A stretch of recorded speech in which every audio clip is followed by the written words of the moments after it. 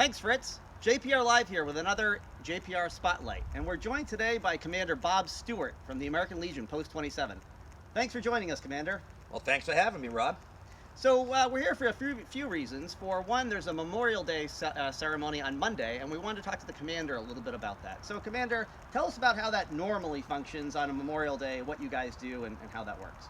Well, normally, Rob, there's a parade with the band, a lot of townspeople. We have Boy Scouts involved. We lower the flag to half-staff at the Common, proceed on to the Glenwood Cemetery, where there's another ceremony where we lay a wreath on a grave, and then we go back to the Common, lay another wreath, and there's usually a guest speaker.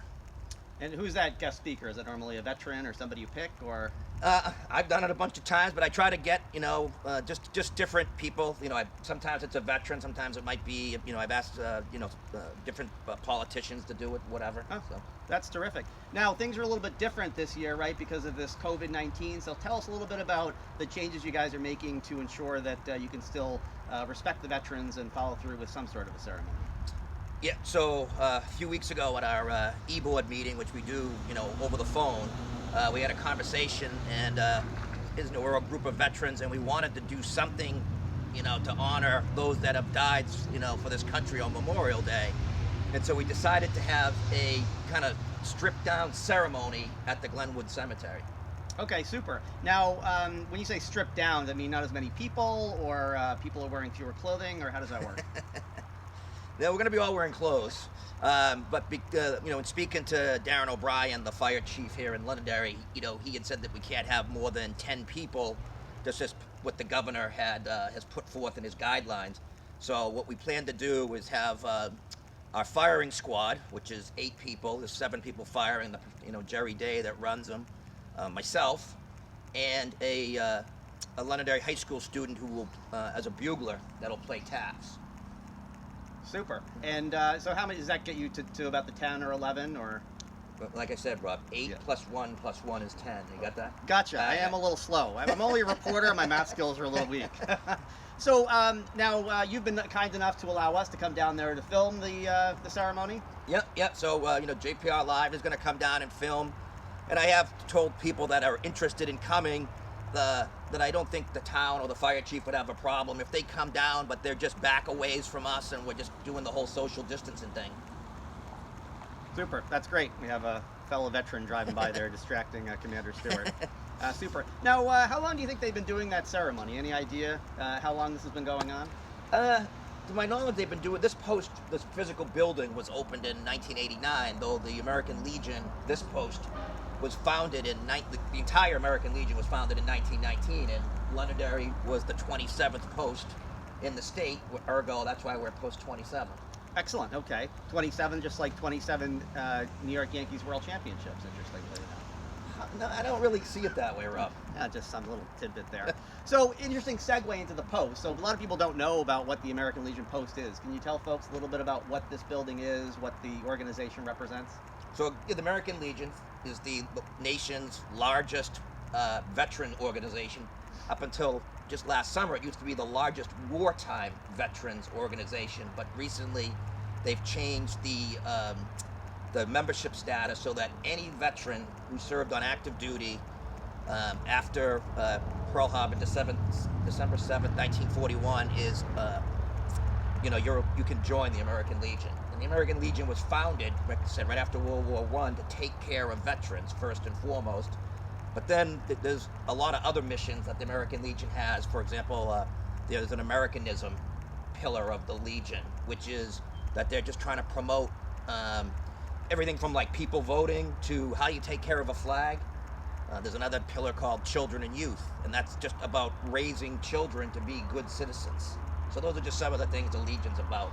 And how can you join the Legion? Obviously, you're a veteran. Are there other ways to join the Legion if you didn't serve? Yep. So there's primarily 3 different ways to join the Legion. First and foremost, again, like I said earlier, if you're a veteran and you served on active duty anytime after December 1941, Let's remember the microphone. It's hard for them to hear you. Any veteran that served on active duty after, December 7th, 1941, you can join any American Legion post.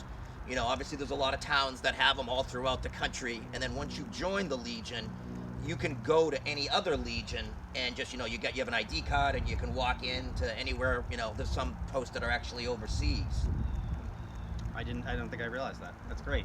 So, and is it expensive to join, or?